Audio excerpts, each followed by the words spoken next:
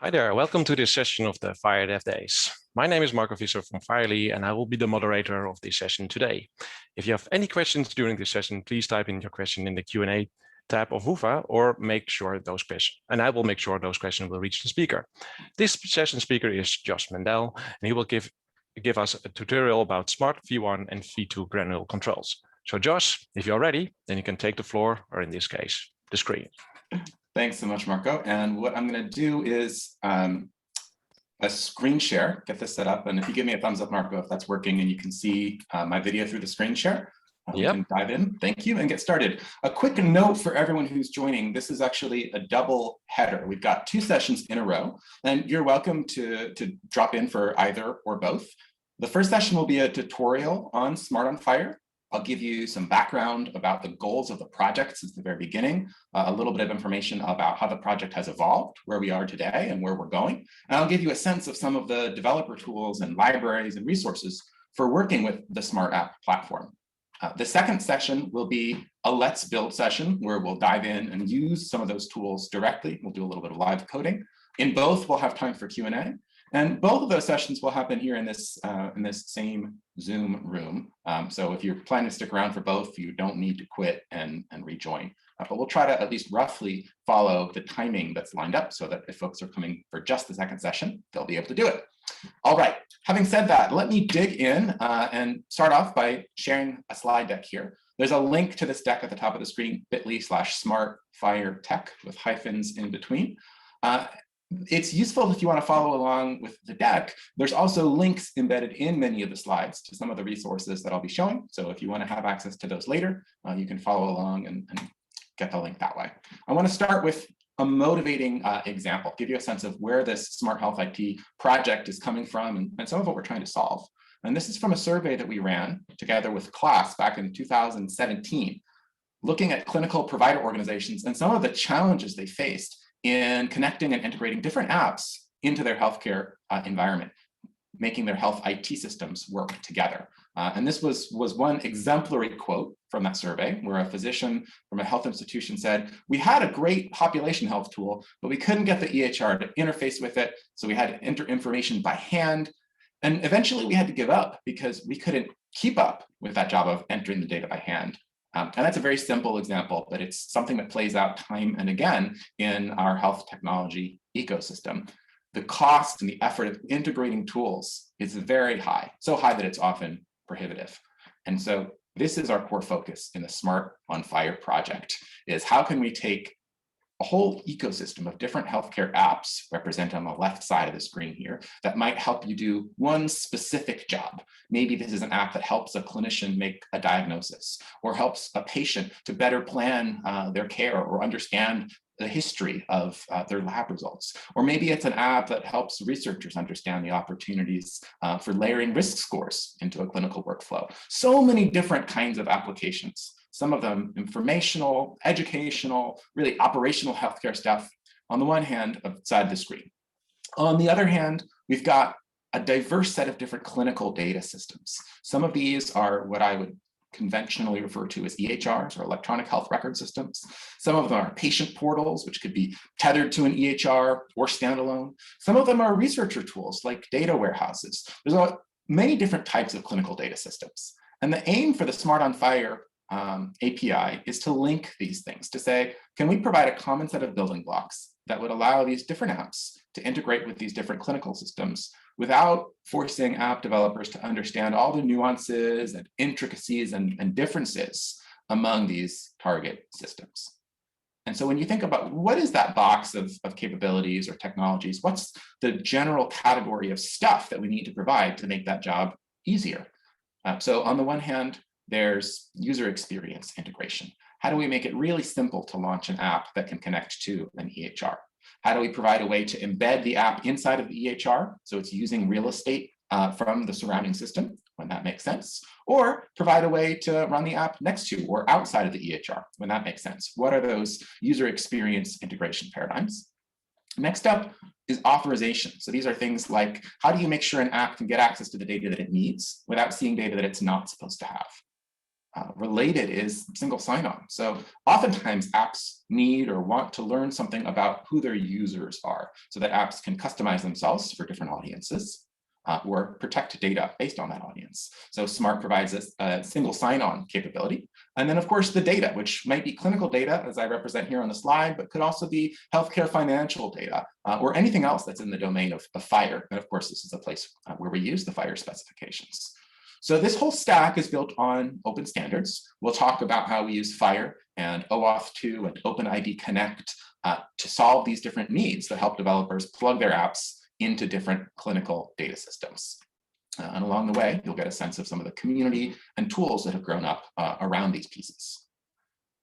A little bit more on motivation from the perspective of end users, clinicians, patients, researchers, and others who work with healthcare data on a daily basis. One of the key goals is what we call substitutability. So it's a long word, and it's actually part of an acronym. So SMART stands for Substitutable Medical Apps and Reusable Technologies. And this word substitutable is designed to say, as a user, if you've got an app that does a certain job for you, like managing your calendar or managing your diabetes care, you should be able to pick that app. And if a better one comes along later, you should be able to switch out the old one and swap in a new one. And the new one should be able to keep running.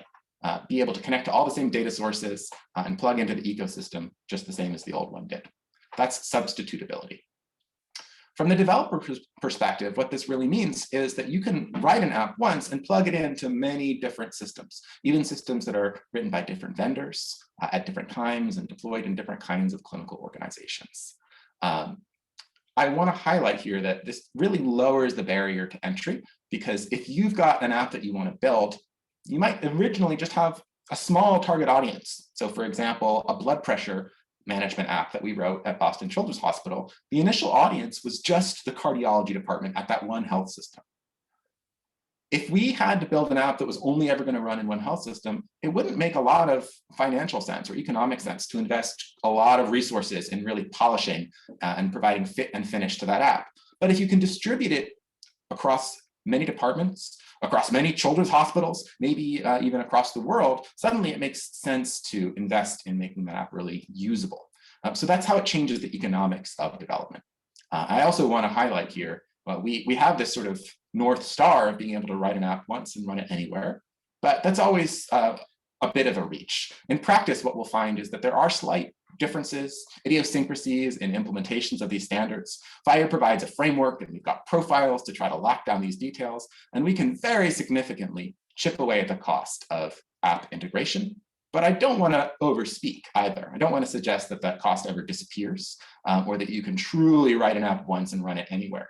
It requires testing for robustness across many different environments. But the vision here is that with this kind of integration, EHRs can become a kind of a platform that handles the difficult stuff, things like regulatory compliance, managing databases of users and knowing who's allowed to do what, linking together different core services into workflows, persisting data over time in a durable way. All those things can become platform concerns. So if you're building an app, you know that those kinds of details are managed for you, and you can focus on the specific job of your app by plugging into that ecosystem and relying on the platform functionality to provide all that groundwork that you can build on top of. That's the vision, and that's what we drive toward in Smart. I want to highlight one of our earliest collaborations, which really helped launch the Smart Health IT framework in the US, at least, which was our work with the Argonaut project. And this is going back to 2015, 2016, working with the consortium of EHR and technology vendors and health systems that use those vendors, working together as a community to help refine these specifications, try them out in the real world, figure out where they break, fix the gaps. It's been a really great community to work with on improving these specs over time. And since that time, Argonaut has also grown to include many other kinds of data and use cases. And each year, I look forward to the set of projects that we participate with the Argonaut effort on. I won't go through them here, but if you're interested in learning more, Brett Marquardt did an overview of Argonaut in yesterday's DevDays session, and that recording is available for review. So highly recommended if you haven't looked into the Argonaut project before. The other major piece of the adoption story for the Smart on FHIR APIs has been, in the US at least, our national investment in health IT standards and infrastructure. So our Office of the National Coordinator for Health IT has launched this program for certifying EHRs that's been around for about a decade. And starting more or less this year, next year, every certified system that participates in that ONC program needs to demonstrate support for these Smart on FHIR APIs. Needs to have a way that you can register an app to connect to those systems. Needs to have a way for patients to plug those apps, plug an app of their choice into their health records. And so this has been a major push that's got healthcare providers and healthcare vendors all on the same page, supporting the same release of FHIR, supporting the same US core FHIR profiles.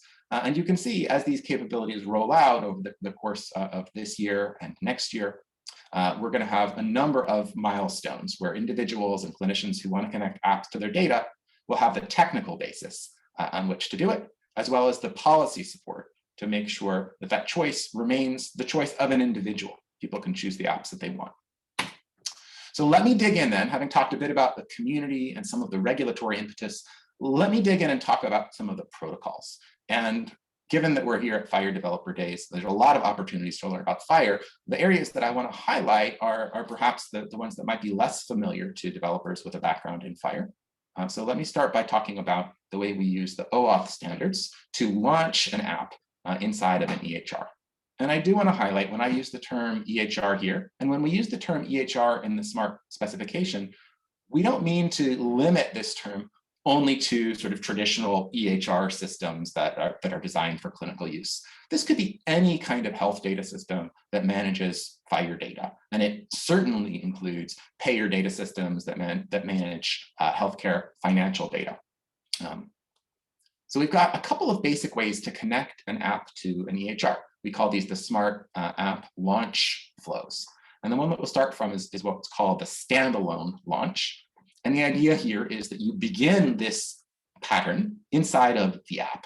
So a great example here would be something like the Common Health app on an Android phone or the Apple Health Records app on iOS, where an individual patient might start by clicking on app icon on their home screen to open up their health record app, and then they want to connect it to an EHR. So this connection is made through the Oauth process by opening up a browser context into the EHR. And the EHR makes sure that that user is authenticated. So often the user will sign in and they'll be presented with an authorization screen based on the particular data request that the app has made. This authorization screen might give the individual options about exactly what data they want to share and how long to share those data for, but will certainly give the individual a high-level choice to either continue with the flow and approve access, or abort the flow and deny access. And in either case, the EHR then sends the browser back to the app that the user started in. And the app learns about this decision. They'll get either an authorization code saying, yep, you're good to go, and start requesting access, or they'll get an error explaining perhaps that authorization was denied or other details about what went wrong. If the app gets that authorization code, it can trade it in for what's called an access token. And it can use that access token for some period of time to start making FHIR API requests to the EHR. And each FHIR API request would return a resource or a set of resources in the case of a search operation. So that's the basic workflow for launching, beginning with the app. That's what we call our standalone launch. And now we're going to build on this to talk about another launch flow. This is called our EHR launch. And if you look closely, you'll see that the EHR launch looks a lot like the app launch, but it starts one step earlier. So instead of starting here at the app, we start one step before this, inside of the EHR. And the idea here is that a clinician might be taking care of patients in a healthcare setting all day long. They might see 5 or 10 or 20 patients over the course of that day. And time is of the essence. So if you want to launch an app in the context of taking care of a patient, you don't want to have any extra steps. You'd like to be able to switch to the right tab or click the right button and have an app pull up as quickly and easily as possible. So part of what we provide in this EHR launch is a way to integrate this directly into the EHR experience. So apps can be inside the EHR. They can learn which patient record is already open in that EHR, so the user doesn't have to bother with an extra step of selecting a patient inside the app. That information is already known. We say that it's in context because the user has already selected that patient in the EHR. That context is allowed to pass through to the app using this EHR launch flow. So this very first step is really the only difference, where the EHR opens up a browser context That could be an embedded iframe or other kind of browser control or widget that's built into the EHR, and it opens up onto the app using a URL that the app specifies called a launch URL. And then from there, the app picks up the process just like in the standalone launch by continuing with this Oauth dance, redirecting to the EHR and approval flowing back.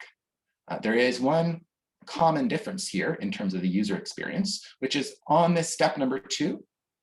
Generally speaking, EHRs are configured so that they don't actually require the end user to sign in again or click an approval button. Usually that approval is done through some kind of organizational policy rather than through an explicit user step. But the protocol works just the same way. So there's an opportunity to layer on any additional approvals if the EHR wants to, or simply to pass the request through automatically. And that's by far the most common case for this EHR launch. So that's a little bit about the sort of mechanics of how we use the Oauth standard to launch an app in the standalone or in the EHR launch. And next, I want to dig in and talk about permissions, because every time an app launches, it requests a specific set of permissions indicating what sorts of data it's going to need. In Oauth, the way that you describe those permissions is called scopes. So we say that an app requests a set of scopes each time that it launches. And in Smart, we define a standardized set of scopes that look something like the example that I'm showing on the screen here. Patient/immunization.read would be an example of one of our Smart scopes. And it breaks down into 3 parts. There's this part before the slash, which we call kind of the access type. And this is what tells us whether we're looking for data about one single patient or whether we're looking for data about all the patients the user is allowed to see. Now, a very common case for apps that embed into the EHR is what we call this patient level access type. So this would be apps that are designed to summarize or help view one patient's records at a time. But there's other kinds of apps that want to be able to do queries across patients or otherwise at the user level. So that might be something like a calendar management app that wants to see all of a clinician's appointments for the day, regardless of whether they're for one patient or many patients. So that's the access type. The second part of this scope is a FHIR resource. This indicates what types of FHIR resources an app wants to get access to. And then finally, the permission on those resources, which in this language here is either read or write, or a star to mean either read or write. And you can take scopes like this and compose them together in a list. There in Oauth, you can have a list of scopes separated by spaces that represents multiple independent permissions that you'd want to get access to. So a simple app might want access to demographics and observations on a given patient record, so the patient who is in context in the EHR, and that can be requested this way: patient read and observation read. A more complex app that's summarizing a patient's overall health records might even ask for something as broad as patient/star.read, which would say all the FHIR resources that are part of this patient's record or needed to make sense of that patient's record, those are the data that I want to see. An electronic prescribing app might ask for something like medication order.write to say, I want to be able to create new orders, or in the latest version of FHIR, that would say medication request.write. And that's actually an important point here, which is that the Smart on FHIR specification is designed to be compatible with many versions of FHIR. The details about these scopes could change as the FHIR resources in one release change. But anytime you're connecting to a FHIR server, you can ask for scopes using the resources that that FHIR server supports. So the resources you might ask for in a FHIR R2 server could be different from a FHIR R4 server.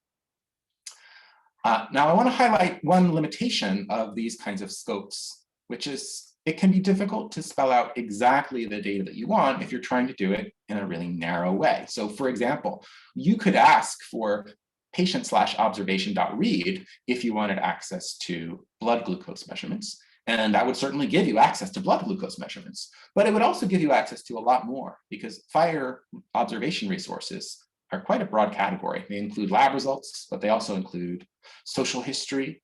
They also include vital signs. They could include very sensitive data or just routine data. And so asking for access to read all observations could be quite a wide net to cast when all you really want is something narrow. And this is kind of a known design consideration in our initial release of a Smart spec. And as a community, we've built up some practices for working within these limitations. But we've also started a process of redesigning this scope language for the next release of the Smart specification.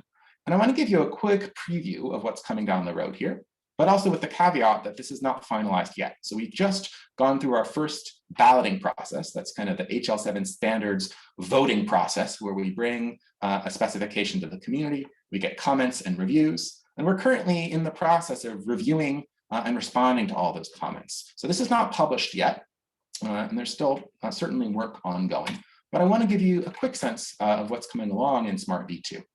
And the link here is to what's called the continuous integration build of the FHIR specification. There's a few updates that we're making to the scope language in v2. First is, rather than talking about read and write, we've aligned with the FHIR interactions that FHIR defines in its HTTP module. So those interactions in FHIR are called create, read, update, delete, and search. And so we use single character definitions for these. C is for create, R is for read, and so on. And so if you wanted to ask for all permissions, all interactions, you would ask for CRUDS, C-R-U-D-S in Smart v2, rather than what we would have called star in Smart v1. And if you want some subset of those, you just include the letters that represent the permissions that you need. And so a common request like read access in Smart v1 would be represented as R and S in Smart v2, read and search. So that's the first update that we've made to the scope language, is to tie it more directly to the FHIR interactions. And the second update that we're making is to be able to attach additional filters or restrictions. So rather than saying all observations, ideally I'd want a way to say, just give me observations in a certain category, or maybe just give me observations at a certain sensitivity level. And we scratched our head for a while about different syntaxes for doing this. And ultimately, we decided to go forward using FHIR's search parameter syntax, since every resource in FHIR already defines a set of search parameters that can be used to filter that resource. So we reuse the same search parameters that apps rely on when searching for resources in FHIR as part of our permission or scope language. And this allows us to attach these kinds of restrictions for anything that a server wants to support in terms of FHIR search parameters. So a simple example here would be just lab observations. But if you wanted to restrict this further to something like just glucose lab observations, you could point to specific LUNC codes or even a value set to try to convey a permission that was much finer grained. So this is some of the work that's coming along in Smart v2. And I saw a note that Marco has a hand raised. Marco, if you want to jump in and share comments or questions, by all means. We have a question from Janice. So the app indicates what access it wants, and the data store decides whether to grant them wholesale by accepting or rejecting the request. Is that right? That's right. So in general, this Oauth flow can be thought of as a negotiation. And there's a couple of parties involved in the negotiation. There's a user, there's an app, and there's an EHR. And for the app to get access, everybody needs to agree. So the app might ask for certain scopes, and together the EHR and the user need to be able to support and approve those scopes. An app might find that its request is rejected entirely. An app might find that its request is accepted, but they've gotten fewer scopes granted than they asked for. And it's even technically possible for an app to be approved, but with more scopes than it asked for. All those possibilities are at play. I hope that answers the question. It's a fairly abstract negotiation, and an app developer needs to be ready to see any of those cases resulting when it asks for authorization. I also want to note that I missed that question. Let me make sure I've got the right Whova view open here. I see what I did. I opened the Q&A for the next session, and I was monitoring that. So thanks for calling that out, Marco. Let me see. There's a couple other questions at this point. So one is, would all the changes in Smart v2 be applicable in all FHIR versions? The answer here is yes. The way that our proposal is written, a Smart server would be able to advertise support for v1 style scopes and also advertise support for v2 style scopes, and those can coexist. So the authorization server tells you which scope syntaxes it supports. And then all those scope syntaxes work across the range of FHIR releases. And I want to highlight that there's a lot of complexity and a pretty big state space here. And this is one of the areas that gives me the most anxiety about defining so many new capabilities, is how do we make sure we can drive consistent support for them? And to that end, I should call out that even though the scope language in Smart v2 includes support for any possible search parameter, what we say is that it's really, we need implementation guides to lock down some of this optionality. We don't expect servers will be able to support every possible search parameter in real life, at least not most servers. The only parameter that we call out as actually required is this category filter or category search parameter. And here we say, if you support an observation or any other FHIR resource with categories, then you do need to support category as a filter because that's such a common use case. And it was one of the motivations behind the design. So the syntax is more abstract, but we don't call out requirements except in that one case. Let's see, I think we've got time for a couple other questions at this point. So one is, in the US, can an EHR deny any scope being asked for by an app acting on a patient's behalf? And then the answer there is generally no. If we're talking about scopes that are needed for FHIR US core, it's up to a patient to approve an app or not. So you can't have an EHR policy that would prevent a patient from sharing their data with an app. Another question which says, so the app indicates what access it wants and the data store decides whether to grant them wholesale. Yeah, we touched on this one already. Yeah. Should future metadata endpoint indicate version of Smart supported? So the answer there is yes, but with a little caveat that we've been migrating away from the metadata endpoint in order to convey all the different abilities in Smart. So all the way back in Smart v1, we actually had something called, let me just pull up the right page here. We had something called a well-known Smart configuration file, which we added in as an alternative to the metadata. And at that time, we said, we wanted EHRs to start moving over towards using this and that we were going to deprecate the discovery extensions in our metadata endpoint. And so in Smart v2, we're completing what we said we were going to do and deprecating those extensions. And so the expectation here is that every server will host a Smart configuration file, and that is the place where you can advertise which specific scope syntaxes you can support. And so we have a way for servers to say, I support v1 style permissions or v2 style permissions. There's one more question which I'll take now, which is, could you please explain the difference between system/observation.read and user/observation.read? And it's a great question. I didn't mention the system access type here on this slide. We just talked about patient and user. But there is one more access type that we define in Smart, which is called system level. And system level applies to apps that don't have an end user sitting in front of them. System level applies to backend services that are going to connect directly between maybe one health system and another, not on behalf of a given user or person, but just at the level of a backend service. So that's what system level scopes are designed to convey. You could think about system level scopes as conveying the same permissions as user level scopes for a user who had a lot of permissions or access in the data system. But we segregate it out this way because there is no user on whose behalf that app is running or that service is running. So I think that touches on the questions we've got so far. Let me push ahead and talk about some of the resources that we have for working with Smart.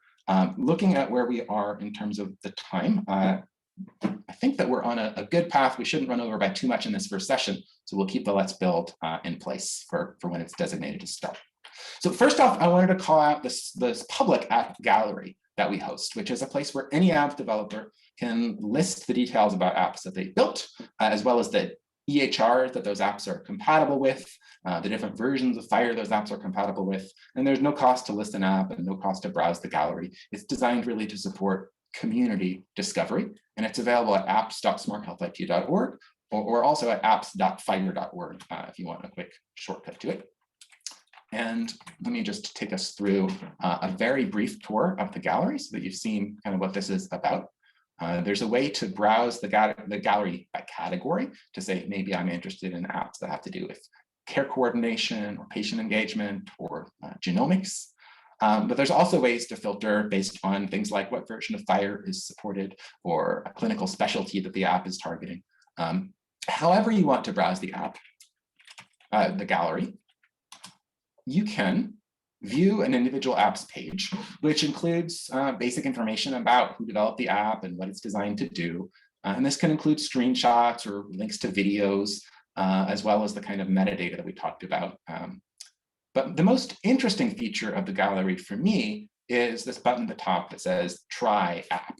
And this provides a way to run the app against a limited set of data in our Sandbox environment, publicly and openly on the web. So if I click this Try App button for the bilirubin chart app that was developed as a demonstration of the Smart platform at Intermountain Healthcare, I'll be sent over to the Smart Sandbox environment. And we'll dig in more to the Sandbox environment during our Let's Build session. But the idea here is it provides kind of a fake interface that looks a bit like an EHR or looks a bit like a patient portal.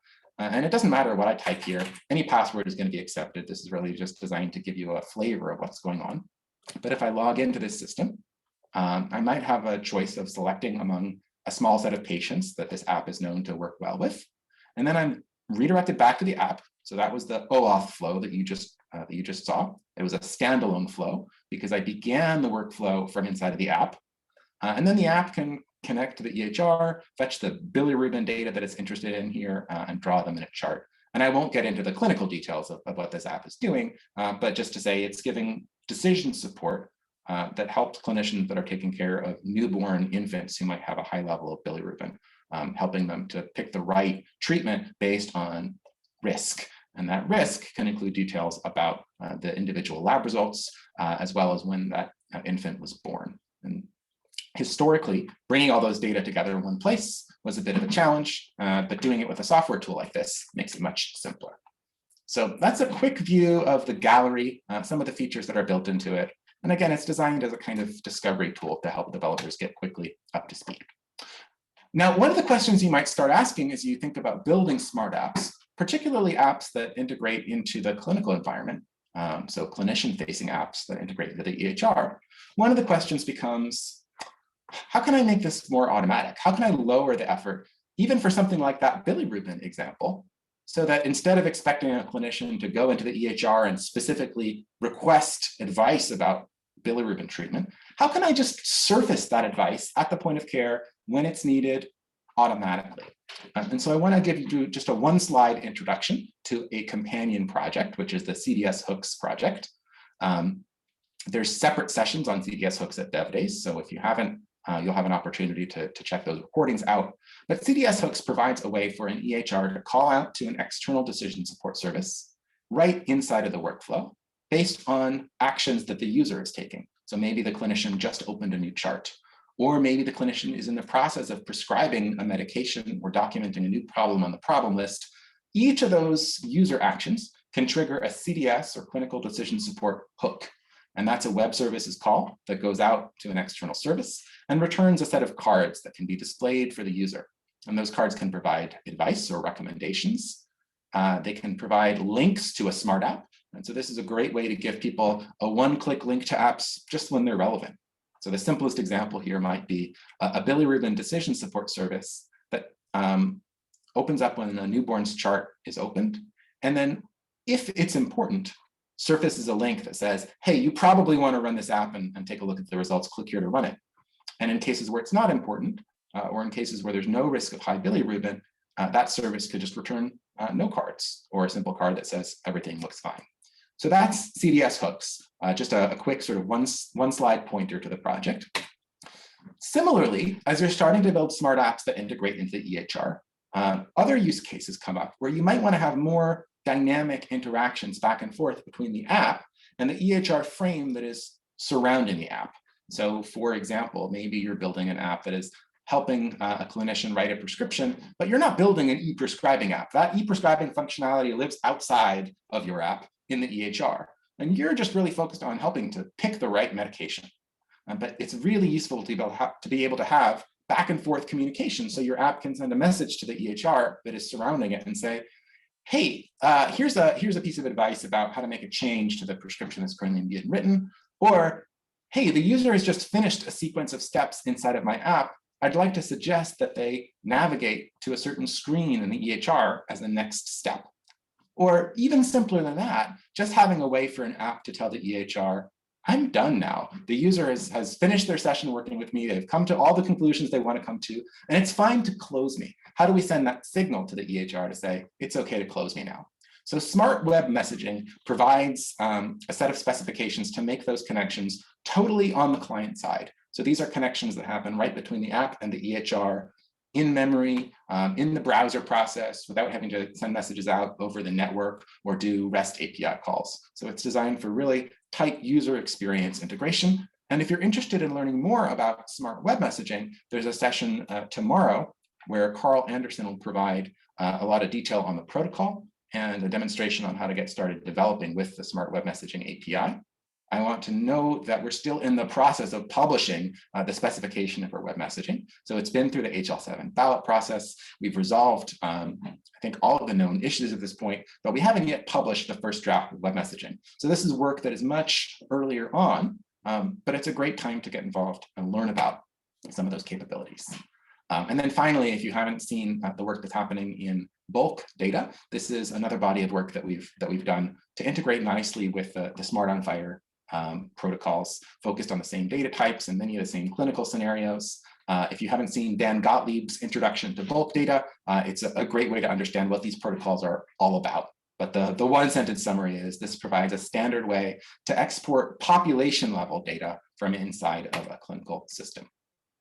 And then I wanted to give a quick shout out for a specific use case, which is a research use case.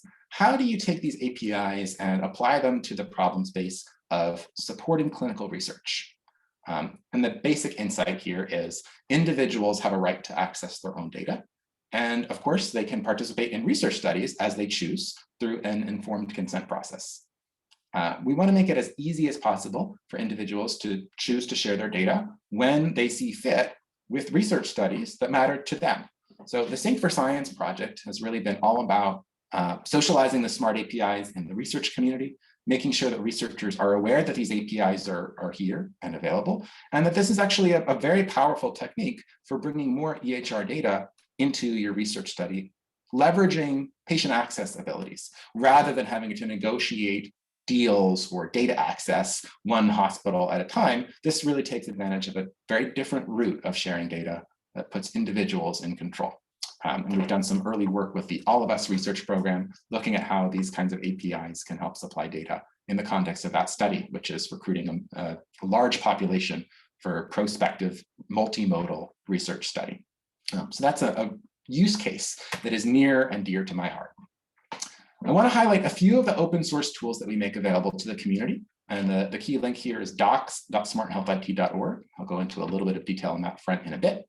One of these tools is the Smart Launcher, which I'm just going to mention briefly at this point, because, let me get the right link here, because we're going to use this tool during our Let's Build session in just about 15 minutes. But the idea of the Smart Launcher is it provides a way to test out all the different features of the Smart API that we've been talking about. Patient-facing access, provider-facing access, standalone launch, EHR launch, backend services. It even has a little bit of support for CDS hooks built in. And you can try it against different versions of the FHIR API, so R2, R3, or R4. And this is connected to a sandbox with some sample data. And it's a great tool that helps developers quickly get started testing out their own apps. And we'll talk about how this is used in the next session. We will also be using a set of examples on a service called glitch.com, which is just a developer service that makes it easy to write an app inside of the web browser and try it out with free public hosting. So we'll use this as the sort of basis for our Let's Build session. And we'll learn about how to connect these apps to the launcher and try things out very quickly. From the perspective of bringing developers up to speed, first of all, we aim to make sure that the protocols are as straightforward as they can be. But FHIR is a complicated beast, and Oauth is a complicated beast, and there's a lot of ways to do it right and a lot of ways to do it wrong. So one of the things that we aim for is library support in the languages that are most commonly used by developers in this community. And so here's a handful of languages from HTML5 and JavaScript to Swift, to Python, to Java, to Ruby, to .NET. These are languages where there's some kind of a library for Smart on FHIR data connections. A couple of these are maintained by the Smart on FHIR team at Boston Children's Hospital. Others are maintained by the community. But I would say as a software developer, you should be looking for a library to get started with rather than coding this up from scratch. Now, on a similar basis, we also have a set of open source sample apps, which are a great way to learn about building an app, some of the considerations for connecting to an EHR. I should say that it's very difficult to maintain a set of open source apps that are sort of up to date with contemporary development practices. And by far, the best way to do this is by taking real world apps and developing them in an open source way. And so that's probably looking forward, the best way to keep these kinds of open source samples up to date. The ones that we have published right now still work, but they are long in the tooth. So if you're working in an institution that's interested in building apps and you're thinking, actually, the thing we're building, it's important to us, but it actually might be worth open sourcing, drop me a line. I'd be very happy to talk you through some of the considerations on that front. I want to do what I can to encourage that as a mode of development. And then from the perspective of the community, one of the best tools for building an app are the sandboxes that are offered by many different participants. So I mentioned the Smart Launcher, which includes a free and open source sandbox from Smart, a very easy and good place to get started. But there are other sandboxes, which are just as important. And as a developer, it's worth testing out your app in these various sandboxes if you think they represent a target environment that's important to you. So EHR vendors like Epic and Cerner and Allscripts offer sandboxes that are a great way to test out their support for the Smart on FHIR APIs. And then there's also other developer support sandboxes, including one from Graham Grieve that he hosts as part of his reference implementation of FHIR. And the general advice here is get your app working in one place first. Make sure that you understand the ins and outs, for example, of connecting to our Smart Sandbox or the Epic Sandbox. And once you've got it working, go ahead and expand your horizons, because you're probably going to learn that the API is a little bit more nuanced than you realize just from one integration. And by the time you've done 2 or 3 of these integrations, you've started to learn what are the areas where your code needs to be a little bit more tolerant or a little more generalizable. And once you've integrated across a few of these, you've seen sort of most of the interesting differences or edge cases across them. So the sandboxes are a great resource for the community. I'll say just a couple more words about the Smart Sandbox, which is that the data we host come from 2 different sources. One is a small set of de-identified longitudinal medical records, and the other is a set of synthetic data from the Cynthia project, representing about 1,500 synthetic patients. There's also a small set of PROs, patient-reported outcomes, that include examples of the kinds of patient-generated data, things like questionnaire responses that we might expect to see as more patients are participating in these data collection flows, and those are included in a set of patient records in the sandbox as well. So I mentioned the launcher. We'll dig into that more in the next session. The last thing that I want to leave you with is a link to the docs website, docs.smarthealthit.org, and just say, this is really the right place if you're getting started learning about the Smart API and you want to know what are some of the foundational standards, what are some of the data profiles that you should be paying attention to in the context of the US, where are there some tutorials that'll take you step by step through building an app, what are those software libraries that I mentioned that would be a good place to start if you're building an app, what are the different test environments and vendor sandboxes. This is sort of your best landing page for getting started working with Smart on FHIR. And it also includes links to some of those open source sample apps that I mentioned. With that, I think we've got just a couple of minutes left in our first session. As a quick reminder, we'll be reconvening in 15 minutes for our Let's Build session. But what I'm going to do is go through the list of questions that folks have asked now. It might eat into the break a little bit, but since we're going to be rejoining back in this same Zoom, hopefully folks will bear with me. And I'll try to wrap up this first session in just the next couple minutes. But first off, there's a question from Axel asking, how do you deal with backward compatibility from V2 and V1 for Oauth scopes? And the answer here is, first of all, this is all new, and we don't have any V2 servers yet in the real world. So take this with a grain of salt. But the idea is a server can declare which scope language it wants to support. And before an app connects, it queries that configuration endpoint to learn what scopes the server supports. And so the app needs to pick a scope language that the server supports. And that's the basis for backwards compatibility. So there's a question from Joshua, is there any experimental support yet? And I assume this is for Smart V2 in the reference servers. And the example here, the answer here is yes. We've been running a series of connectathons. And so, smart.argo.run has this reference server, which is just an open source fork from the Smart App Launcher that includes support for Smart v2 scopes, as well as some of the other Smart v2 features that are new in that spec. So this is a good starting point. And if you look at the HL7 FHIR Connectathon logs from the last couple of FHIR Connectathons, you'll see the kinds of tracks that we ran and how we're using this server. Taking a quick look through the remaining open questions, here's one that says, in the standalone launch, is the EHR user expected to log into the EHR to get access to FHIR resources, and is that recommended per patient? And so the answer here is it's really up to policy in that EHR. There's a technical step in the workflow that allows for that user login to happen if it's needed. But in general, when we're talking about EHRs running at the point of care where a clinician is signed into that system and has already picked a patient, no, there's no actual user login step that's required. There's just a redirect. The EHR realizes the user has already signed in, knows which patient is in context, and simply completes the Oauth flow automatically. But if the policy requires additional approval, there's a point in the workflow where that can be injected. A question from Jason asking, this might be getting a bit ahead of things, but how do you register a smart app with the EHR as you need to in Oauth to get a client ID? And the answer here is it really depends on the different EHRs. And this is where participating in the sandboxes will give you a much better insight. But our Smart App Launcher doesn't require any registration at all. You just show up and make up a client ID and it'll just work. In the real world, there's some kind of registration process. And so FHIR.epic.com or code.cerner.com or the other vendor sandboxes will take you through that process of registering an app. And in the context of US-based patient access, there's no fee for developers to register those apps. And it might take a couple of days, but there's a limit on how long it's allowed to take.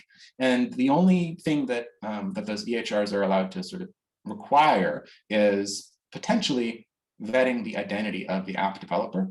But the decision on whether to approve an app or not, to add it, to register as a client, that decision is not based on what the app does or whether it's a good app or a bad app. That registration process is more or less mechanical, other than perhaps validating the developer's identity. So hopefully that gives you at least a next step in terms of app registration.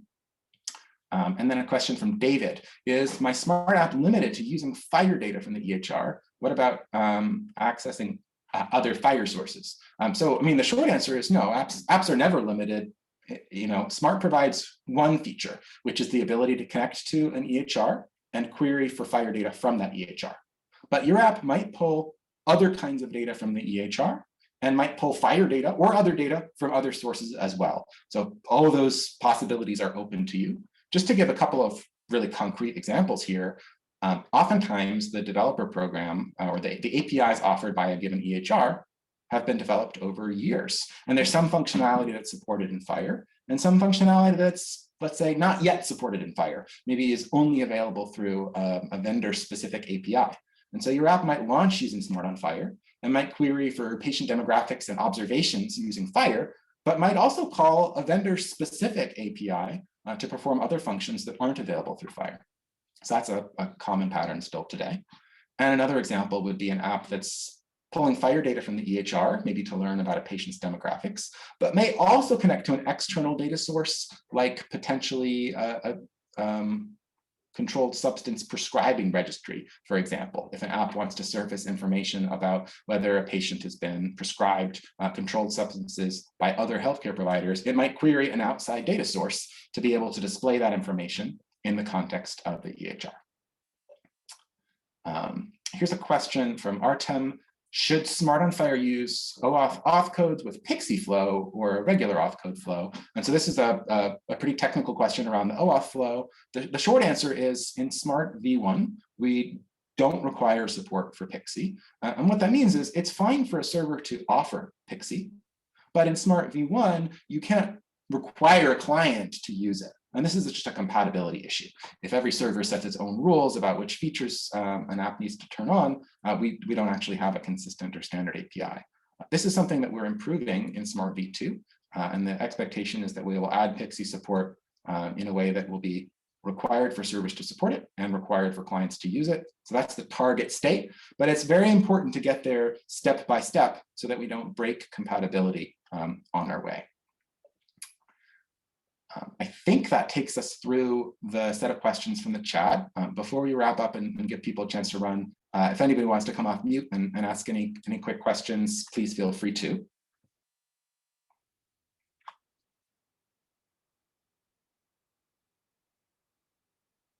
Otherwise, I'll see folks back here in 10 minutes at the scheduled starting time. And a quick note, even though we're going to be using the same Zoom room, we're going to be moving on to the next Whova session. So if you've got Q&A in the next session, please ask it in the Whova Q&A that's designated for the next session. So folks who are just joining for the first time won't be confused about where all the discussion's happening. With that, I'm going to wrap up and turn my video off for a bit and see folks back in 10 minutes.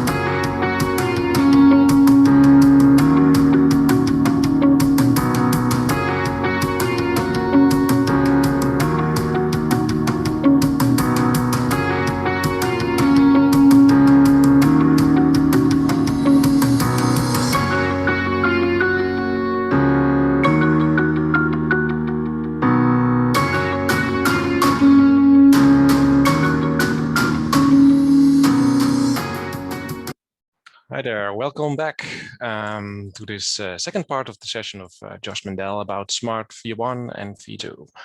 Josh, you can take over the screen if you want.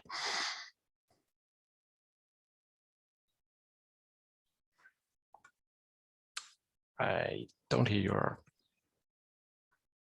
are muted. Yeah. It still can happen, right?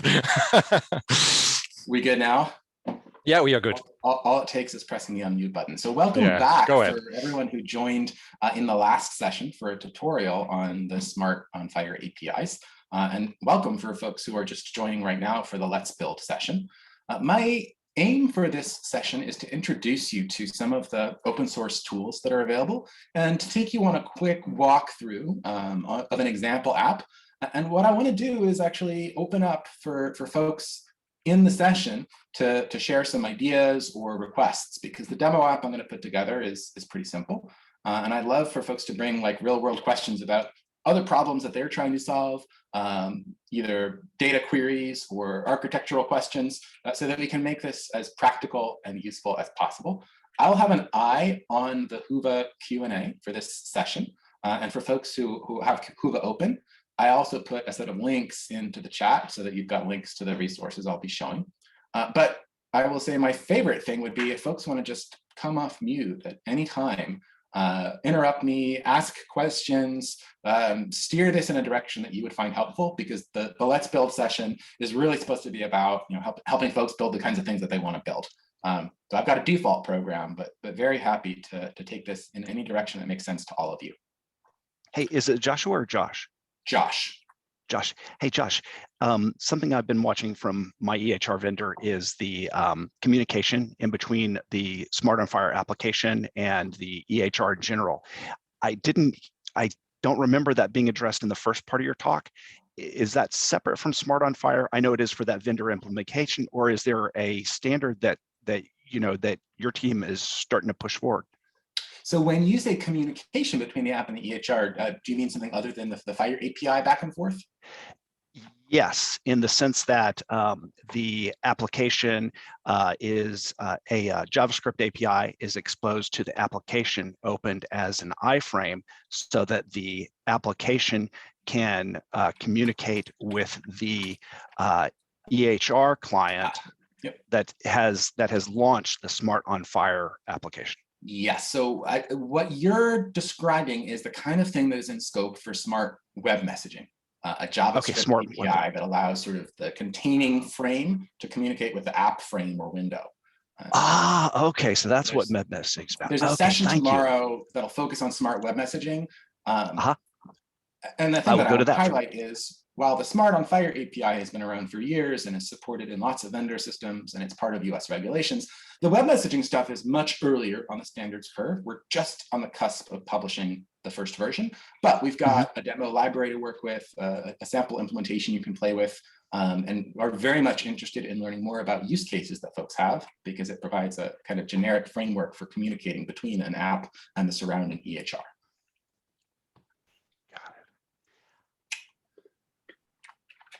Another thing that our vendor has started doing is, I guess they've been using Microsoft's, what is it? Not web pipes, but Microsoft's, what is it? Signal R technology to perform live updates. Is that in scope for how Smart on FHIR apps communicate with their EHR via FHIR? So yeah, maybe the way that I would generalize this question is about communicating updates and avoiding polling. And so this is an area of very active interest in the FHIR subscriptions community. There's nothing smart specific to say about it, but we have subscriptions as an API feature that's been around in FHIR for a while, but for many reasons, the way it's implemented right now is not particularly scalable or easy for servers to support. So it's something that we're overhauling. And if you join the subscriptions chat on Zulip or check out Gino Canesa's subscriptions talk from earlier in the week, there's a recording available. There's a great introduction to what's happening in that space. Awesome. It's so helpful to get the, I don't know, a translation of the FHIR terminology to sort of other language. Thank you. Yeah, for sure. And, I'll say there's a lot of, in addition to just the sort of vocabulary mapping problem, there's also a lot of a la carte pieces. And I recognize how challenging it can be when your vendor might support, some piece of the patchwork, but your requirements are somewhere else. So this is something we're still sort of learning as a community. What are the parts of FHIR that we can really drive consistent adoption of? And it's through feedback and connect-a-thon events that we start understanding what are those parts that are kind of the most important parts for common use cases. Josh, sorry to interrupt. Can you hear me? Perfect. Building on that, and perhaps this is out of scope for this talk, and if so, we perhaps take it offline if that's okay. But related to the previous question, there are vendors. So I'm leading the ophthalmology implementation guide that's going to validate an upcoming cycle.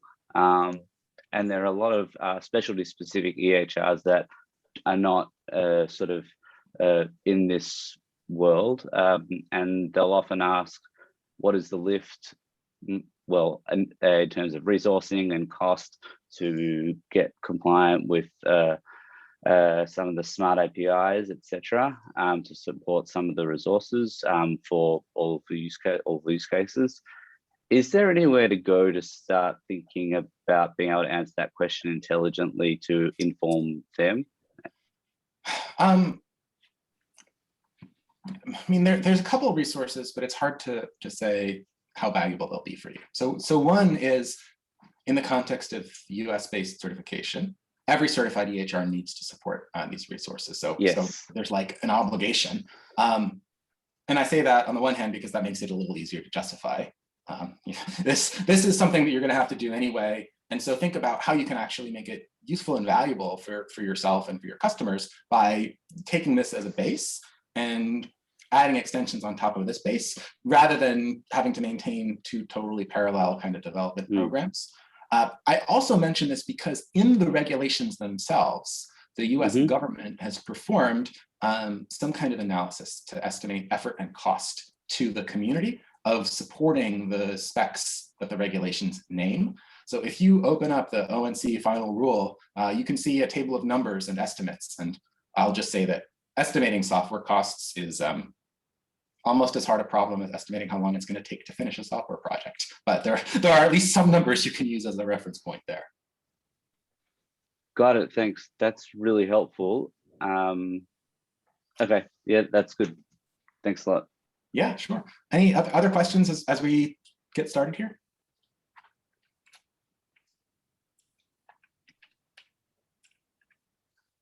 Otherwise, I'm going to take folks on a quick tour of the Smart App Launcher and just give you a sense of how you can maybe a very simple path for getting started with an app that you can build in your web browser and start just tweaking to learn about the Smart API.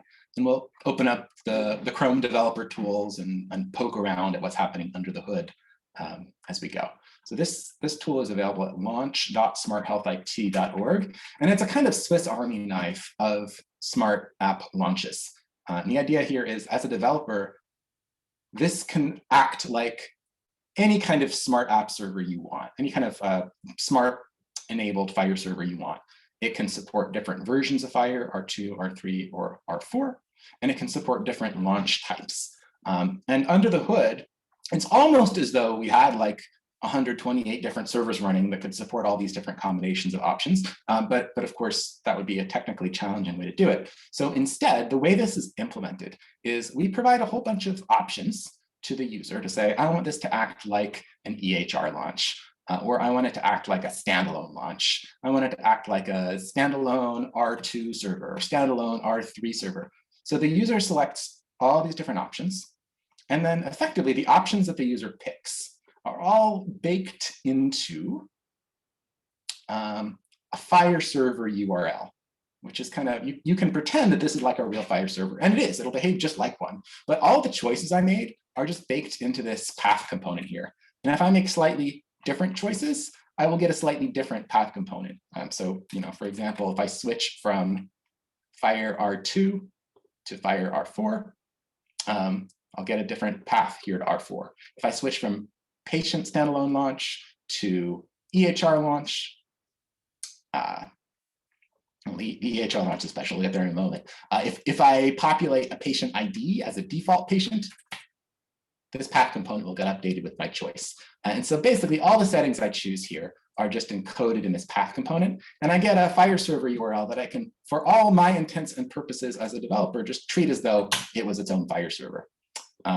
So it's kind of a neat technical trick that allows me to get a lot of mileage out of one tool that's implemented in one place. But for the purposes of a tutorial, I want to focus on one of the most common use cases, which would be a patient standalone launch. And we'll also talk a little bit about a provider EHR launch. Those are the two that are kind of the most common. So patient standalone launch, you could think about this as what happens when you run the Apple Health Records app on your iPhone or the Common Health app on your Android phone and connect to your patient portal from those apps. So we'll be looking at an example here. And then the other feature that's built into the launcher is by default, when you connect an app to your EHR with this tool, you'll be presented with a pick list with all the patients in the sandbox. And so the user will have to pick one. But when you're developing an app, often you have certain data requirements. So in our example, we'll be looking at a diabetes use case. And so maybe what I want to do is filter down a list of patients based on diabetes. I'm going to search for just the patients in the sandbox that have a diabetes record. And I'll see, here's Mr. Renato Dare. So I'm going to pick this one patient record. And I'm going to select it. And what this means now that it's selected is that it will become a default patient. So in this configuration, when an app goes to launch against this particular FHIR server URL, this will behave as though Mr. Renato is the only patient in the server. And I'll have really nobody to choose from, and I'll always choose right. So that's the kind of thing that you can do. And if there's a few different patients with diabetes, you could pick a few and have a pre-populated short list of patients. So let's see what this looks like in practice. There's a few more options that we'll play with as we go. But to get started, I'm going to share with you a simple app that Dan Gottlieb created a couple of years back on glitch.com. And I've updated it this week to work with a Smart R4,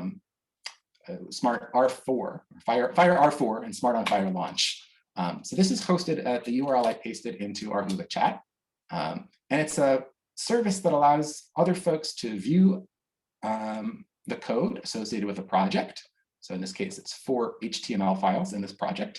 And anyone can come here and kind of remix the code. So if you use this menu in the upper left, you can choose remix the project, and you'll get your own copy of this project with your own nonsensical 3-word phrase. Let me know if it's cooler than marmalade truthful sidecar. But anyway, in my experience, a marmalade truthful sidecar is better than a marmalade unreliable sidecar. So you can have your own copy of this and play along or follow along in your own browser. And the way that glitch.com works is it gives you an environment here for editing these HTML pages. And then if I click show in new window, I also get a hosted copy of my app running at my project name.glitch.me. And so it's just a very simple environment to get started with and give folks a way to sort of play with and tweak the code. So the index.html page is the one that's open here by default. So this is index.html. And if I don't include that, it's just what gets rendered by default. It's standard web server behavior, right? And so we're looking at this A1C landing page. And what's happening here, of course, is we've just got a static HTML page here. And so as I edit this, if I reload here, I'll see that my edits propagate. And you don't even have to click save if you don't want to. It'll just auto save maybe after every character or after every brief pause in typing. So that's what's happening here. Is I've got a folder with 4 files, and it's posted at this URL. And this is enough for us to get started building a smart app. So let's talk first about how to build an app that uses the standalone launch. So the right place to start here is in the standalone.html page. And you can see this is maybe 20 lines of HTML and JavaScript. But of course, we're cheating, which is to say we're enabling ourselves with a few superpowers, namely the Smart JavaScript client. And this is developed by Vlad Ignatov at Boston Children's Hospital. And he's done a great job of simplifying and documenting the process of connecting a JavaScript app to a Smart on FHIR server. So once I include this JavaScript library, I've got an object at the global level, the window.FHIR. which I can refer to here as FHIR, which allows me to call an Oauth authorize function. And this is the entry point for a standalone launch, is somehow somebody started my app by navigating to this web page. And then the app is going to call up the EHR. And it needs a few details. First of all, it always includes a client ID.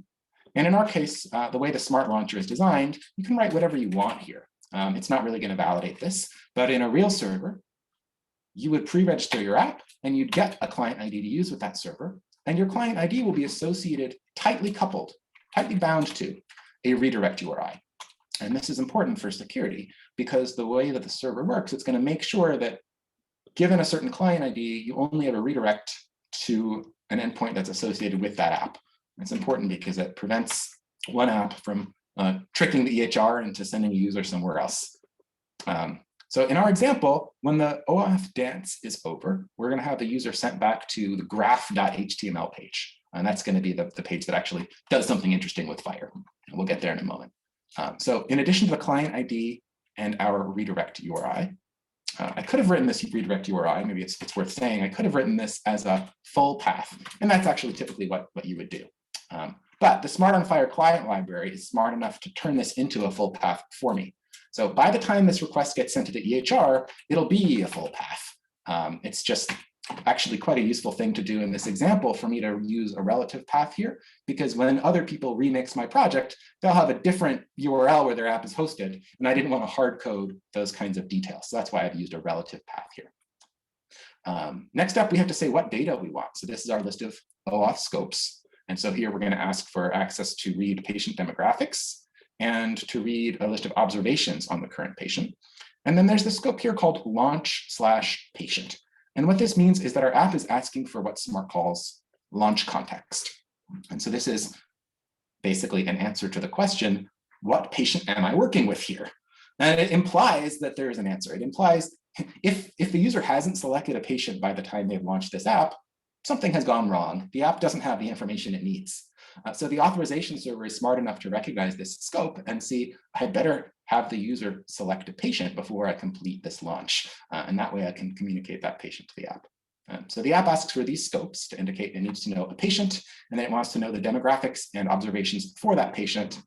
And then finally, of course, we have to tell the library what FHIR server we're talking to. And so in the example, I'm going to use this Smart App Launcher endpoint, and I've pre-configured it with a client with some details here, but we can play with changing this value in a moment and see what happens. So let's just try this out and see what happens when I navigate to the standalone.html page. Before I do it, I'm going to open my browser's developer tools here and just keep the network tab open off to the side. And it's very useful in the Chrome developer tools to choose preserve log. And disable cache is a useful setting too, just to make sure that I'm getting fresh results with each request. But preserve log is the important one, because during this process, we're going to bounce back and forth between different web pages. And by default, the developer tools will clear out the network log every time a redirect happens. But I want to see the full trace of all the steps. So I'm going to preserve log. All right. Given that, I'm going to open up standalone.html. Let's see what happens here. Crossing my fingers for a live demo. This is taking a while. I'm making me a little nervous. Okay, so a couple redirections just happened there. Let's just look at what happened first. First, I went to standalone.html. That's the page that I navigated to by hand. And then a request was made to get that FHIR JavaScript client library. As expected, that came from my script tag. And then a request was made to fetch the Smart configuration.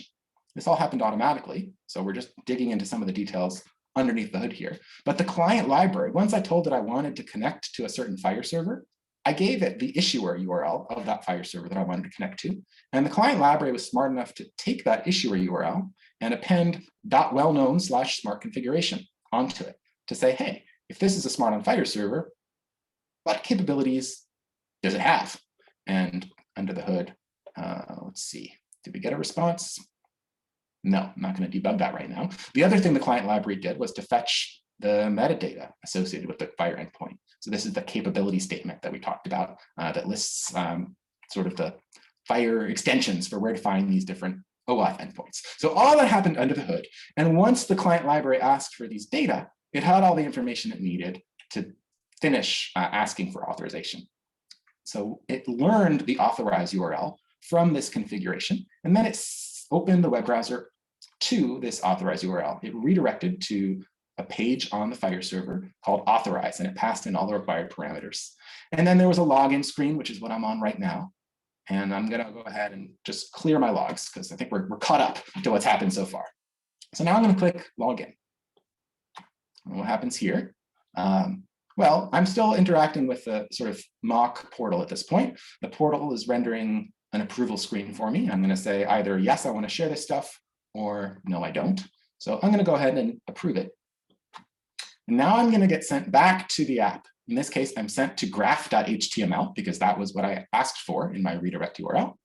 And now here on this graph.html page, we're loading in the FHIR client library again. We're loading in a plotting library called Plotly, which is helping the app actually do its job here, which is to make this beautiful picture of hemoglobin A1C lab observations. We're not going to focus on the visualization aspects too much in this talk, but just to give you a quick sense of kind of how to build something.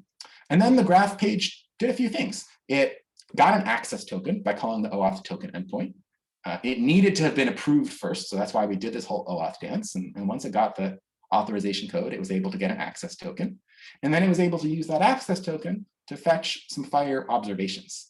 And these were the FHIR observation resources that the app used to make these plots, to plot out these particular points. So these are things like hemoglobin A1C measurements.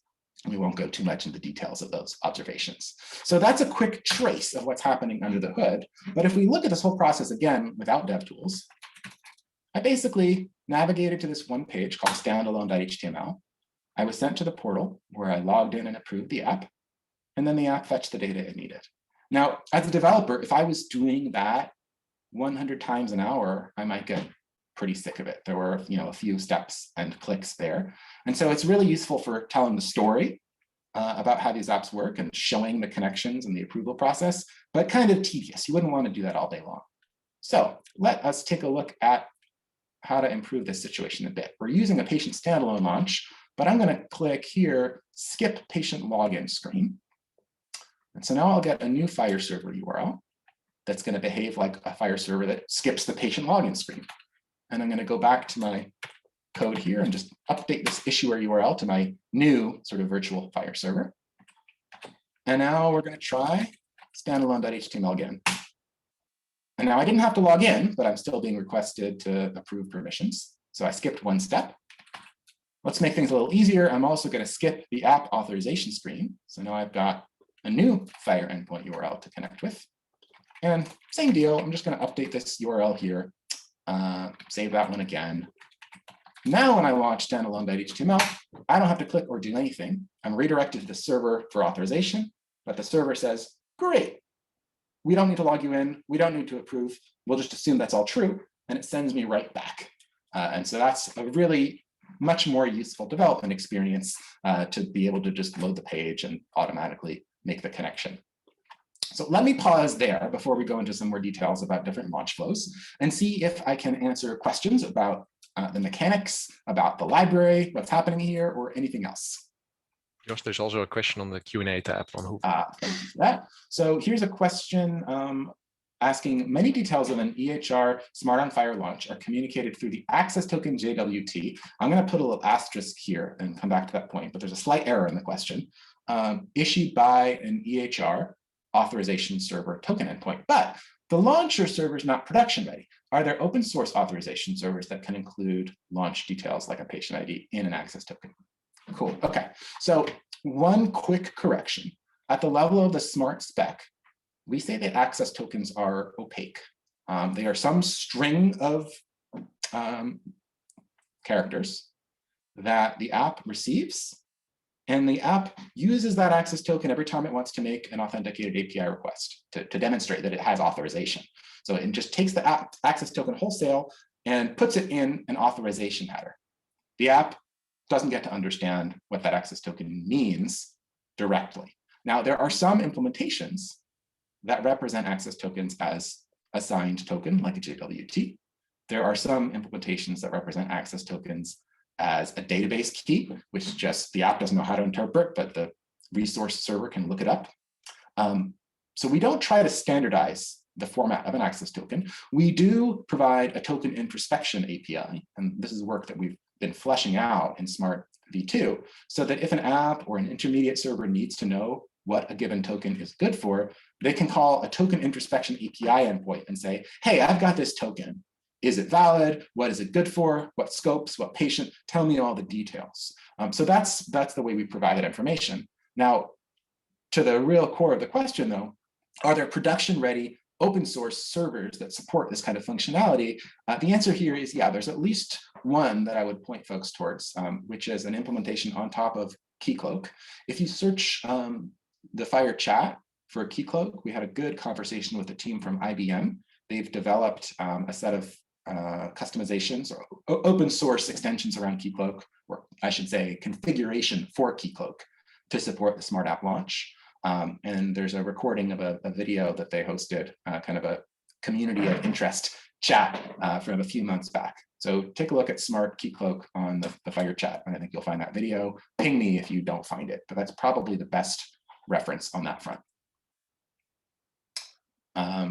Another question from Jason saying, I see why you need to specify the redirect URI for the launcher, but otherwise, where the authorization server is aware of what it's supposed to be, why would you need to specify it? Yeah, okay. So this is a very good question. The important thing is that a server knows what redirect URIs it's okay to send the user to after an approval happens. One way to do this would be to let the app pre-register a single redirect URI and have the EHR just always send the user there. And if you did it that way, then the app wouldn't need to provide the redirect URI with every launch, because it would just be the one that I have. Or you could even have sort of a default one, and the app might register 3 different redirect URIs and say, if I don't specify otherwise, send me to the default one. And that would be a perfectly reasonable way to build the API, but we wanted to have a consistent pattern where the request and the response sort of always took the same shape. So rather than having defaults and overriding them sometimes, what we said in the Smart spec was the app will always supply a fully specified redirect URI, and it must be one that it pre-registered with the EHR. And that's, if you can only have one pattern, that's maybe the most flexible one. But to your point, Jason, it would have been fine to design it differently. This was just a question of picking one thing and running with it. Another question, which says the graph has been changed. Oh, graph has been changed between authentication, enable, and disable. Did we change the patient? Oh, good call. Good question. The answer is yeah. I think we did change the patient, and the patient ID that is built into this path segment comes from what we configured up here. And I think you're exactly right. So what happened was, if I come back here and undo a few steps, there we go. Let's just see what happened. What happened was I saved it at a point when it was broken. What did I do? I left out a comma. Okay. So what happened here was previously the patient used to be this one here, 948 something. And when I was configuring it to show you all just now, I picked a different sample patient to be bound to the request. And maybe just for the sake of completeness, I should show you what happens here if I pick 2 patients. So let's just go with among the diabetic population, we'll pick a few. And now there's a comma separated list of patients in this box here. And my FHIR server URL is even longer because, again, all the state is just embedded here. And now if we look at what happens here and launch this thing again, we're going to get, so I was actually a little bit surprised there by the default behavior. It wasn't what I thought we would get. It's because we chose to skip the authorization screen that it just defaulted to that first patient. But if we re-enable all those steps, we'll get a patient picker that just gives us all 3 of those. I won't take the time to go through it right now, but good call noticing that the graphs were different. Yes, we changed patients. Here's another question asking, currently most apps are single page apps being built with frameworks like Angular or React or Vue. How do we take care of getting and storing an access token securely as there's no backend system? So it's a great question. The client.js library that we're using here provides one solution, but this is not fixed or set in stone. You can implement any solution that works for you. The client.js library has a solution that is built on what's called session storage. So if we dig into the Smart JavaScript client API documentation, all right, I'll come back to you with a better link in a bit. But under the hood, what this is doing is it's setting session storage variables so that once my app is approved, let me open up DevTools again here. I'm going to open up the application menu and look at what's happening here under session storage. And we can see that there's a couple things that have been stored here, one of which is the full access token response. So this is one place you can store it. The nice thing about session storage is that it's tied, it's not stored in the browser forever, but it's just tied to a given browser session. And so if I make this page go away, and then come back here, and I take a look at the session storage, well, I can already see there's a bunch of errors because the session storage has been cleared out. It's tied to the lifecycle of a given tab. So depending on your needs, you might want to use something like session storage or local storage, or you can keep information in memory in the page if you don't even need it to persist across reloads. The way that the protocol is designed, you've got a lot of latitude in terms of how you want to build a client library, but the ones out of the box have some pretty reasonable behaviors. And there's some functionality specific to the kinds of frameworks that you're talking about, frameworks like React or Vue that are designed for single page apps. And there's some examples in the API documentation. So it's worth taking a look for this project. There's a set of examples, browser examples, including a React TypeScript example, and a few others that will take you through some of those details. So that's I'll paste in a link to this page into our chat on Huba. Let's see, other questions. Many details of, oh, that one we already answered. Yep, okay, so we're out of fresh questions. If anybody wants to jump in on audio with anything else to ask at this stage, please do jump in. Otherwise, I'm going to take a moment and talk about the EHR launch. So this is going to be a very similar demo. In fact, it's going to use the same graph.html page to actually do all the FHIR interactions. We'll take a look at that one in a minute, but I want to finish the launch first. So this is going to start off, instead of from a standalone launch, it's going to start off from a page that the EHR opens up. What does that mean? It means in the Smart Launcher, I am going to, let me use this as an entry point. I'm going to show my simple app here in a new window. And this window includes a link to the launcher with a few parameters baked in. So what this is going to do is it's going to open the Smart Launcher, and it's going to pre-populate this app launch URL. So we're telling the launcher about the fact that we've got an app hosted here. And so the launcher will simulate an EHR environment that's going to open the app inside of the simulated EHR. So I'm going to click this button here that says test with sample app, and we'll see what that looks like. So the launcher includes this simulated EHR that's represented by the sort of top bar, sidebar, and footer bar here. And then the real estate inside is where the app goes. So in this case, I've got my app launch happening, and then a sample smart app that's launching inside of here. This is a sample app that comes built into the launcher. But if I want to run my sample app instead, I'm going to click this launch app button. So instead of testing with the sample app, I'm going to test it with my own app. And I did not pick a very good patient there because I picked somebody who didn't have diabetes. Let's just go back and pick somebody who actually has some interesting records, and we'll see we get the same kind of behavior, but now embedded inside of the EHR. So what's happening here? We created a page called ehr.html to serve as the entry point for this EHR launch. And all it does is makes a call to the FHIR.Oauth2.authorize library, very, very similar to what the standalone app did. Under the hood, it's taking a URL parameter that the EHR passed in and passing it right on through. So the client library is smart enough to recognize when it's being called in this way, and it grabs the smart launch parameter from the URL and it passes it through into the authorization call. And just to say that more concretely, if we open up dev tools here and do the same trick, looking at what's happening over the network. The way that this client library worked is when the EHR first opened my iframe,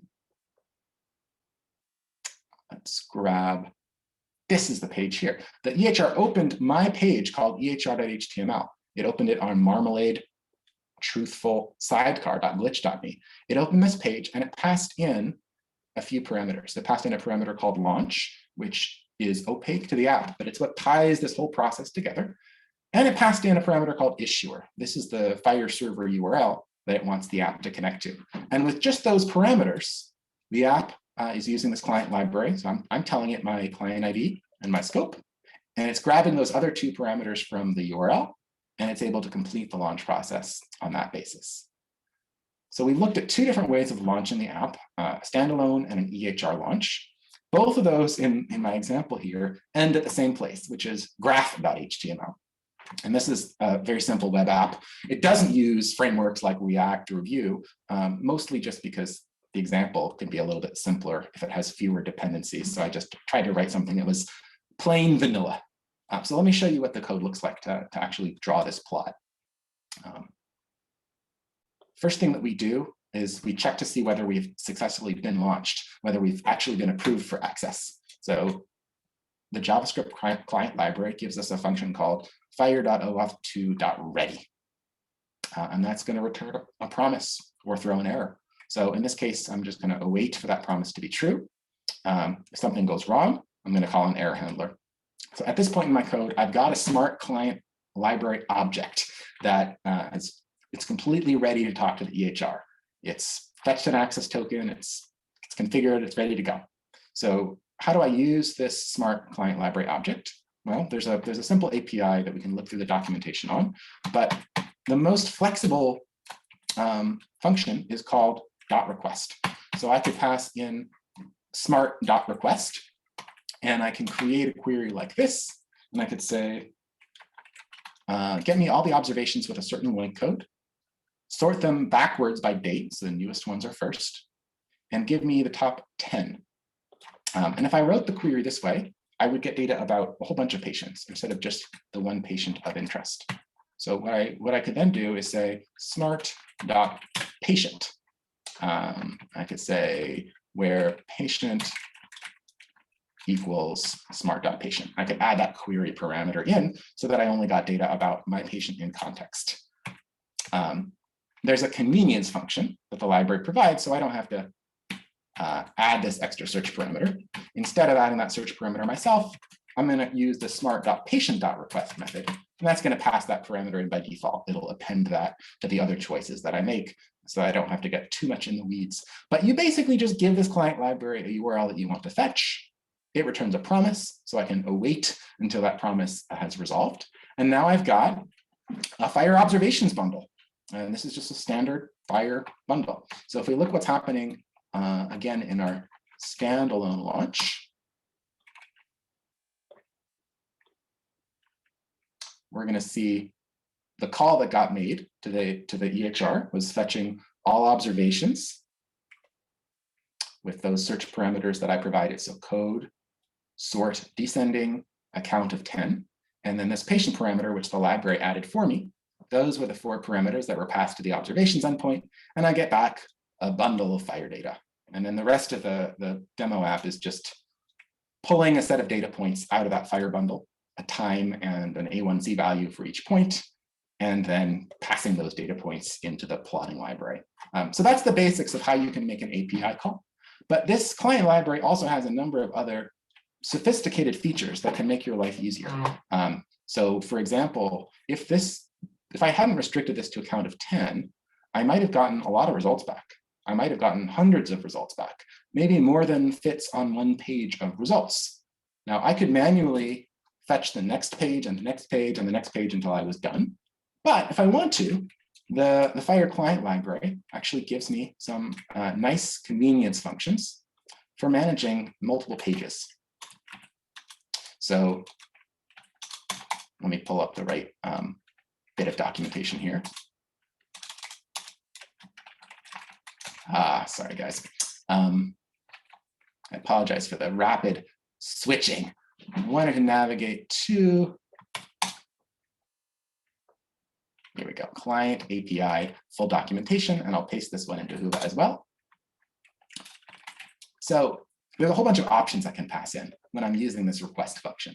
One of which is to register an on-page function. So if I want to get data across multiple pages, I can just pass in a page handler, and the library will just keep fetching page after page after page and calling my handler with each one until it's done. So that's an example of the kind of thing the library can handle for you. Something else that's pretty interesting is if you want the library to go and fetch references for you. So maybe every observation has a link to an encounter, and you want to get those encounters. You can ask the library to automatically follow those links. So every time an observation points to an encounter, the library will notice that and go and fetch the encounter data and include that in the response for you. And those are examples of some of the convenience functions that library supports. So this is most of what I wanted to talk through in terms of technical content. We've looked at the launcher, we've looked at standalone launches and EHR launches, and we've looked a little bit at the FHIR API library support for issuing requests once you've been authorized using that Smart Launch. Well, let me pause here and just open up for any other questions or topics that folks might want more detail about. Hey Josh, Vishwas here. Thank you for the presentation. My question was, can you just give a little bit more about the PKCS and how it is being used into Smart V2? About Pixie? Yep. Sure. So let us take a quick look, first of all, at the Smart V2 guide. So this is, I'll paste the link here into Whova chat as well, so folks can follow along. This is not yet published, but we're working through the HL7 publication process. And here's what we say. There's an OAuth specification called PKCE, Proof Key for Code Exchange, that can help prevent certain kinds of trickery, where a user begins a flow in one app, but a different app tries to intercept the authorization code, as well as some other kinds of session fixation attacks. So Pixie can be a useful tool for improving the overall security posture of an app EHR integration. And so in Smart V2, we have a couple things to say about how to use Pixie. I won't go into the details of how Pixie works, because I can't do justice to it. But if you already know how Pixie works, then the important thing is that for Smart V2, we call out one specific challenge method that you must support, which is the S256 method. And we call out one method that we say you must not support. Everything else is up to you. And then what we say is all apps should support Pixie. And we're actually going to update this to shall based on feedback that we received in the ballot. At least that's, I think, the most likely plan at this point. And we say servers shall support Pixie. And that's about all that we have to say. The rest would be refer to the Pixie specification for full details. So I hope that helps at least give you a quick sense of what's coming. There's a question on Whova again. Let's see, on Whova, is it possible to handle EHR workflows like a medication prescription completely within a Smart app without requiring practitioners to log into the EHR? Well, it's a little bit of a trick question. So if we imagine that EHRs have full API support for writing prescriptions, which they generally don't, and there's reasons for that. We'll get into it. But if we imagine that for a second, you would still need to sign into the EHR at least once to connect the app to the EHR. So that part of that OAuth approval phase would involve authenticating to the EHR. So you really can't get rid of that step. Now, in practice, EHRs tend to manage electronic prescriptions very carefully. And there's a lot of business rules around prescriptions that go beyond just taking a chunk of data and writing it to the EHR, but involve things like launching medication interactions or drug allergy interaction checks, or other kinds of business processes around e-prescribing. And so that's maybe one of the hardest kinds of data to quote unquote write to an EHR, because writing a prescription is more like beginning a business flow than it is like writing a chunk of data. I'll mention that CDS hooks can provide one important touch point there. If you have an app or a service that's designed to help with prescribing, you might not want to take on the whole lift of managing the prescription process, but you might still want to have a way to inject clinical advice. And so that's something the CDS hooks specification can help with. Another question from Jason for the EHR launch: is the standard behavior for the EHR to open the app in an iframe, or can I sometimes decide to open it in a new browser tab? So we don't, I'm going to pick on your word choice a little bit and say, from the standards perspective, like with a capital S, we don't standardize anything about how that works. It's really up to the EHR. In terms of common practices, one of the most common is a desktop EHR that embeds an app inside of a browser control. And so that might be like a Windows-based browser control that might or might not involve iframes or tabs inside of that browser control. But for a web-based EHR, it's very common to embed using an inline frame. But this is the kind of thing that can be configured on an app-by-app basis. It's really up to the EHR to decide what options to add there. An app can always discover a couple of important details. First thing, it can discover whether it's sort of running on its own, in the sense that the app needs to display a patient banner. And this is a really important clinical safety issue. So there's a context parameter called need patient banner that's always available to an app with an EHR launch. And so if that's set to yes, the app is responsible for displaying a banner with information about what patient is currently open. And if that's set to no, the app can assume that it has been embedded in a context where that is being handled by the surrounding environment, and the app doesn't need to spend real estate doing that job. So that's an example of an affordance that provides sort of just enough information to build on. We're out of time, but we've got one more question, so I'll briefly treat this, which is OAuth 2 dynamic client registration part of Smart on FHIR? The short answer is we point to it as an option that servers should explore, but we don't require it. There's ongoing community work to try to define more rigorous dynamic client registration procedures or build on APIs. There are some deep challenges here, one of them being per device registration. So if I build an app that's designed to run on mobile phones, and I want each mobile phone to register as its own client, but have them all tied back to my centrally managed app registration, had to have that hierarchy represented. That's an example of one of the challenges that the FHIR community is starting to tackle, but it's still pretty early days on that front. So we'll wrap up here. Come find me on Zulip if folks have any questions that you want to follow up on. Recommend subscribing to the Smart Chat for more discussion on these kinds of topics. And with that, we'll wrap up. Thanks for everyone's attention. Thank you, Josh.